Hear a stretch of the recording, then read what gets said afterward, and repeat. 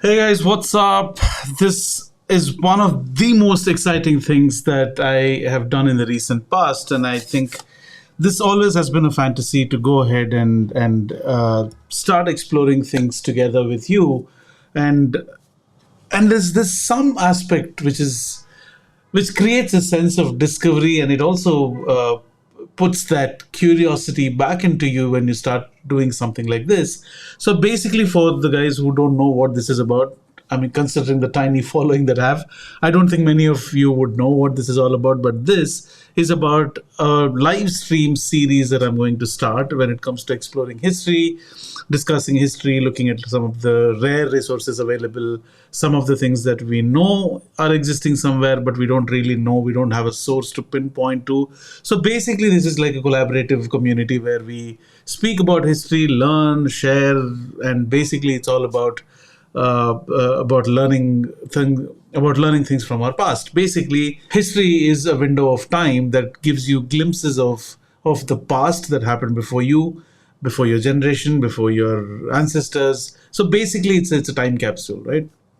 And along with that, it also gives me immense sense of happiness to be able to do this because history is something where it doesn't ever get old, right? Although old things that happened in the past, or technically old things, is called as history, but history never gets old, and it can be passed on to generations because there is always something that you can learn from history, and not just learning, but it is also fun to explore things that you know that you never knew, right?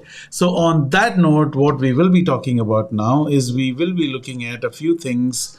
All right, so basically, Indus Valley Civilization has to be the love story of any historian, right? So it has always been their fantasy, and it is that thing that turns them on because it is such a huge mystery. There is so much that we don't know about. There is so much that has been discovered. There is so much that is still being discovered, and there is so much that will be discovered in future that you need to give it that time and dedication to understand what Indus Valley Civilization is all about. So, just for the overview, Indus Valley. I mean, let's just look at what Indus Valley Civilization is, right? So, it is one of the earliest civilizations of the world where people moved across from different regions and they entered from. All right, so let's actually look at how Indus Valley Civilization even began. The Indus Valley Civilization has its roots in the earlier farming villages of the greater Indus Valley region, dating back to from 7000 to 5000 BC. Now, the early Harappan period is when we have the first urban centers dating to around 2800 BC, right? So, this is possibly older than what you and I had imagined. Now, this is one of the earliest civilizations that, but how did they get into India? All right, so how did it even begin? The slow southward migration of the monsoons across Asia initially allowed the Indus Valley villages to develop by taming the floods of the Indus River and its tributaries. Flood supported farming led to large agricultural surpluses, which in turn supported the development of cities, right? So basically, that's how the Indus Valley civilization started. And when was it discovered? It was rediscovered by Sir John Marshall in the year 1924. This is when we were under the British rule, and he was the Director General of the Archaeological Survey of India at the time. Marshall led a team of archaeologists who excavated the site of the ancient city of Harappa. Modern day Harappa, a village in eastern Punjab province, eastern Pakistan. It lies on the left bank of the now dry course of the Ravi River, southwest to southwest of the city of Sahiwal, about 100 miles to the southwest of Lahore, Pakistan. So basically, Harappa, Mohenjo-Daro were the cities where the Indus Valley civilization thrived, and it resulted. And if you look at what is the modern day Mohenjo-Daro, the ancient city sits on elevated ground in the modern day Larkana district of Sindh province in Pakistan. So basically, Indus Valley civilization belongs to the region of Pakistan, and this was before the partition, so it was still considered India. Now, I mean, how did it even start? Who migrated to start the Indus Valley civilization? Right, many scholars came to believe that in an Indo-Aryan migration theory, stating that Harappan culture was assimilated during the migration of the Aryan people into the northwest India.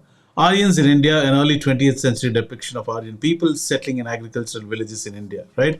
So let's look at who these Aryan people were, right? Or let's look at the Indo-Aryan migration theory. The Indo-Aryan migrations form part of complex genetic puzzle of the origin and spread of the various components of the Indian population, including various waves of admixture and language shift. Studies indicate North and South Indians share a common maternal ancestry.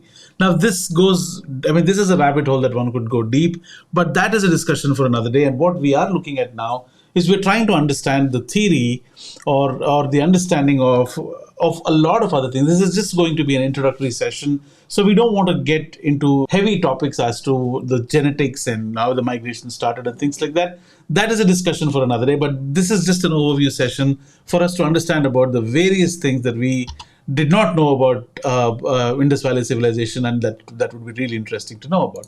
So this is a site that I found where you will find a lot of artifacts related to the Indus Valley Civilization, right? So this site is called Barakat. I don't know if I'm pronouncing it correctly. Mirror of all ages and cultures. They have their establishments in London, Los Angeles, and Seoul, Korea, which is very funny in a way because these belonged to the once united India, and they're everywhere except for India, right? Which is funny if you look at it. Now, who are these guys? Let's actually look at who these guys are, because they have selected artwork. So the website says that they are a family-owned business. It's a fifth generation family owned and operated enterprise founded over 125 years ago. Towards the end of the 19th century, the family began amassing a sizable collection of items found in the surrounding hills of their Jordanian farmlands. Jordanian farmlands probably could be Mesopotamia, because that is where there are evidences to prove that there was extensive trade connections between the Indus Valley Civilization and the Mesopotamian civilization, right? So soon enough, workers, farmers, and merchants from all over the region caught wind of rapidly growing collection and had to see it for themselves. Some wanted to buy, some wanted to sell, some to trade, others wanted to admire, and some to learn. It was clear that this incredible assortment of items was a sustainable business venture as well as a critical cultural archive and forthrightly non-prejudicial and creative collecting endeavor. I don't know. I always had mixed feelings about trading in antiquities and trading in pieces of history, because you're not just trading and building a business out of it. You are actually uh, uh, playing an active role in erasing a part of past. And I personally feel it should never be a business that should be encouraged, because these do not belong to any particular individual. Even though if you find it, they should be either housed in a museum, not in a private collection where they could be sold, resold, traded, exchanged, whatever, right? Now, these are the artifacts that you will see belong to the Indus Valley civilization. Indus Valley metal alloy fertility. Now, this is 3500 BC to 2000 BCE, Indus Valley terracotta vessel. Now, look at the exquisite artwork that is being displayed here, right? Now, Indus Valley sculpture of a bull. Now you have a slip painted terracotta. Now look at how creative they were. I don't think these would still sell today if they were made, right? So look at the skill of the people who were from the Indus Valley civilization. I don't think they could be undermined, or you can't even call these as retro or old in terms of style and design. These could very well be sold today and made millions out of these, if you ask me. So look at it is time for us to appreciate the skill and the craftsmanship of this civilization, right? Now then you have a bull plate, and then there is terracotta. Then there are a lot of terracotta and pottery that was actually being made. Now these were the spearheads, right? Look, and the weapons, and then this is fertility goddess. Then you have a lot of these things. We don't even know what the purpose of why these guys were made, because there is also one of the images that I will show you. One of the pictures of the artifacts. It is actually supposed to be an incense stick holder, right? And it also has a seal, which is very intricate. Now you don't know the purpose. There is further research that is needed for us to go ahead and understand why these existed in the first place. So this is one. We looked at this, and this is where I found I found this really interesting and weird in a way because think about this. There are a lot of this is from a site called Harappa, which is the authority on Harappan civilization. Now, ancient Indus museums, the Indus Valley Civilization museums, there are 15 museums across the world where ancient Indus civilizations and artifacts are live. Right now, India, you have Bharat Kala Bhavan, then you have Chhatrapati Shivaji Maharaj Vastu Sangrahalaya, then you have Prince of Wales Museum, Maharashtra. Then you have Archaeological Museum, Lothal, which is in Gujarat. National Museum, New Delhi. And then you have Pakistan, you have Harappa Museum, Lahore Museum, Mohenjo-Daro Museum, National Museum of Sindh. Then you have Cleveland Museum of Art, Museum of Fine Arts, the Metropolitan Museum of Art. Then you have British Museum. Of course, British Museum had to be there. And then you have France, right? Now, I'm surprised that why would these artifacts even be here in these museums? I mean, I can understand UK when they left, they may have taken a few with them, and they would call them souvenirs. But how come they're in the US and how come French archives? Understandably, because there was a Dutch invasion and French were obviously a part of the French colonization. But how are and why are they part of USA is something that I could never put my mind to. Now, the funniest and something that India and the government and the respected authorities, or even privatize this whole thing, should actually go ahead and consider doing is look at what happens when I click on Bharat Kalaban, right? It goes to a 404 file not found, right? Look at what happens if I click on the Chhatrapati Shivaji Vastu Sangrahalaya, right? 404 something is missing. Now, do they have anything on the site at all? Let's search. Let's search for Indus. There is nothing, absolutely nothing, right? Now, look at the brilliance of these guys who actually took our artifacts for whatever reason, right? Look at what happens when you click on their websites. They are bloody fully functional, and you can search for these things and you can find them, right? Now, that is where it hurts. Now, these should have been ideally, our museums and the website should have ideally been online. In fact, we should have had a virtual tourism thing on the website. I'm not sure. I will dig further because I don't want to pass any false claims. I will go ahead and dig deep, but I think as far as the websites are considered, I think we are not quite there. Thankfully, the National Museum's website works. I think this is one of the artifacts, right? Let's see. Lakshmi is one of the most celebrated deities in India since the early historic times, revered as the goddess of prosperity, of wealth, and Brahmanical, Buddhist, and Jain traditions. She has been profusely depicted on temple complexes. Let's actually search for this on the Delhi website, on the National Museum website. Let's say Indus. Don't worry, we have a ton of things that we would be looking at. Harappan civilization.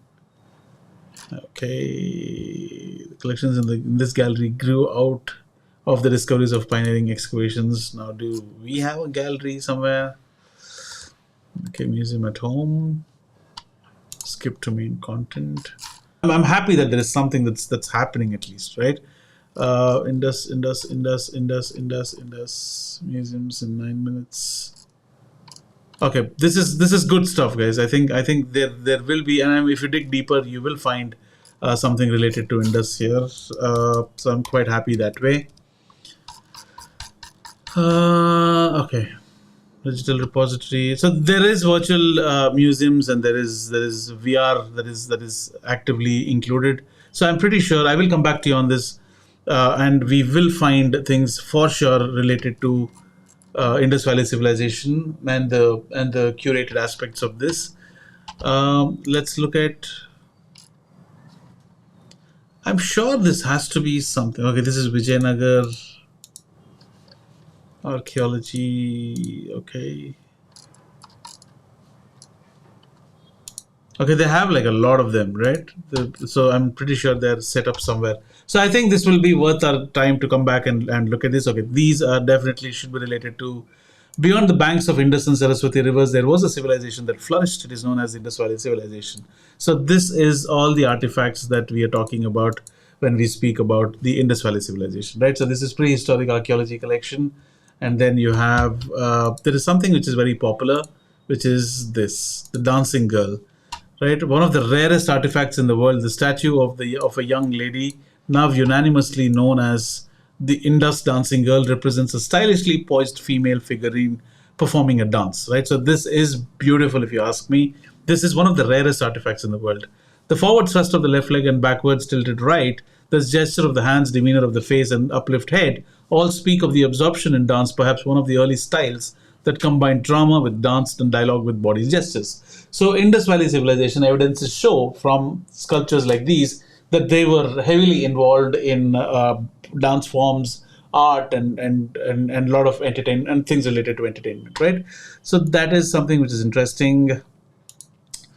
Prehistoric archaeological. So we will do another series on the archaeology collection specific to prehistory, but this is about Indus Valley, so I think let's move on, right?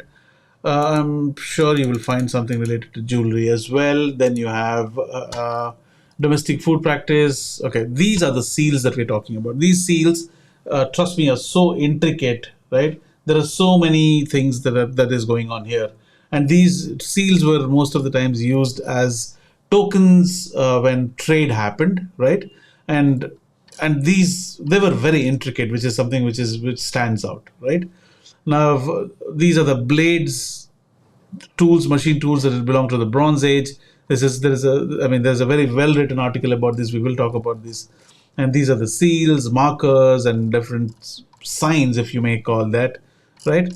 And there's a lot of things that we need to know about Indus Valley Civilization, right? The British Museum's new Ancient Indus exhibit. Now there will be a lot of discussions here, and look at the artifacts that they have, right? Brilliant.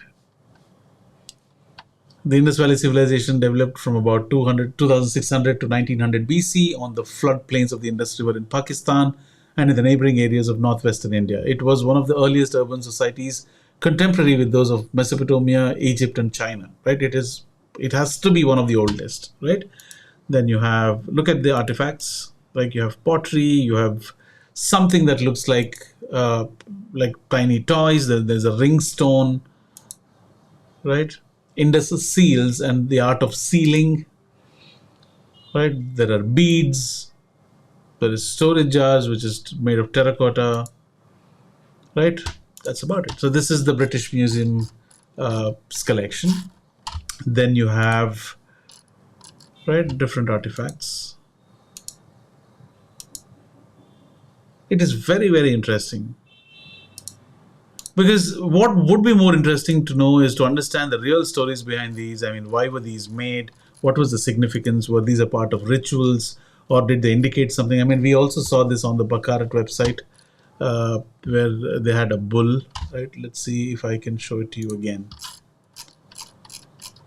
This one is the bull plate. No, I think that's another thing. This is another thing, right? So this is a bull plate, but this is something else. This doesn't seem like a bull plate, is it? Does it? Okay. Then you have Mohenjo-Daro, excavations which are happening, which is in Pakistan. And I think it's got a very, very, very interesting take, and it gives you more insights than you can ever imagine, right? Then you have Ministry of Culture. So this is something which I wanted to show. Now these are Central Antiquity collections. No, not this. Okay, retrieved artifacts. Now these are from Dholavira. These are the seals that they were excavated from Dholavira, which is definitely related, which is the center for Harappan civilization. Look at how intricate these. Look at how detailed these designs are. Right, they all similar. They all look similar, but yet so different. And I'm pretty sure they must have had their own purposes, meanings, etc. And it would be fun to dig deep into these things, right? Then you have major excavated sites of India. There is Dholavira. We need to have a look at what the site of Dholavira looks like. Now, Dholavira is a small village located at a corner of an isolated island of Khadir in the Great Rann of Kutch in Bashwa in Gujarat. The ancient site, locally known as Kota Da, large fort, spans an area of about 100 hectares, nearly half of which had been appropriated by the fortified settlement of the Harappans. Now, this has to be one of the biggest settlements of the Harappans in the northwestern India. The site is surrounded by two seasonal nalas, Mansar in the north and Manhar in the south. Dholavira emerged as a major Harappan metropolis, remarkable for its exquisite town planning, monumental structures, aesthetic architecture, and amazing water management and storage system. It has a unique distinction of yielding an inscription of 10 large-sized signs of Harappan script found near the northern gate of the citadel, the oldest signboard of the world, which is mind-numbing, right?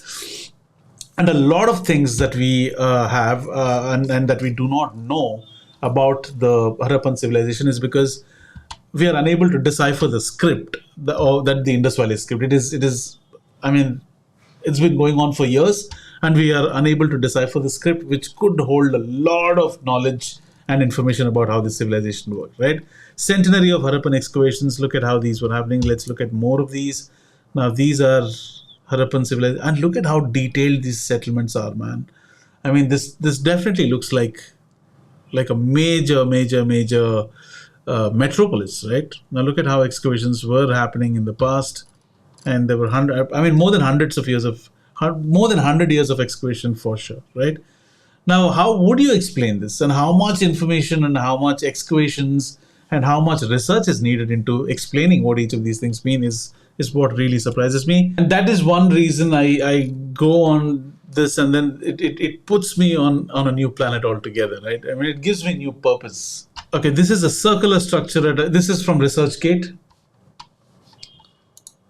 Okay, this is from ResearchGate, and this is a circular structure at the Harappan site, right? And purpose we do not know exactly, but research could tell you what it actually meant, what it actually would mean, right? Okay, and this is from the archaeological survey. There magnificent work has been done by the archaeological survey, because if not for them, we wouldn't have had anything to trace back to. Now, this is from India Today. 5,000-year-old jewelry making factory found in Rakhi Gari in Hisar, right?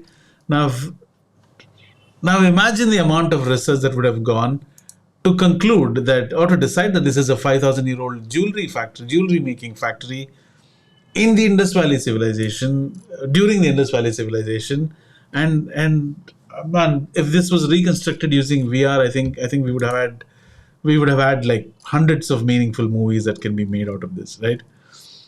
But these are some of the remains. Looks like bones, looks like tools, looks like a lot of things. These are some archaeology. Look at the terracotta thing happening here. All right, so this is Harappan civilization, and the post-urban Harappan civilization happened. Now, these are the timelines. So, pre and early Harappan between 3,500 to 2,600 BC. Mature urban Harappan 2,600 to 1,900. Post-urban Harappan happened between 1,900 to 1,400. So, basically, the Harappan civilization ranged from 3,500 to 1,400, 1,300 BC, right? Now, some of the traits were planned cities and towns with basic layout of citadel and lower town. Dholavira is exceptional as it's a middle town also. Then you have redware pottery, which is being painted with black designs, well-fired paintings consisting of floral geometric patterns, beads that were made in long tubular beads of carnelian, terracotta mother goddess, triangular terracotta cakes, terracotta bangles, Rory shirt blades. I don't know what that means, but we will dig into these things. Writing system and inscriptions was developed.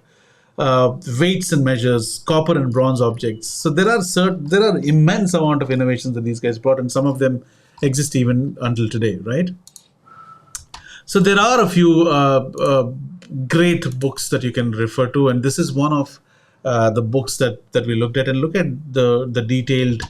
This is from the History Archives, and it is by Archaeological Survey of India. I assume that this is a book which speaks about excavations, right? The pre and post excavations, right?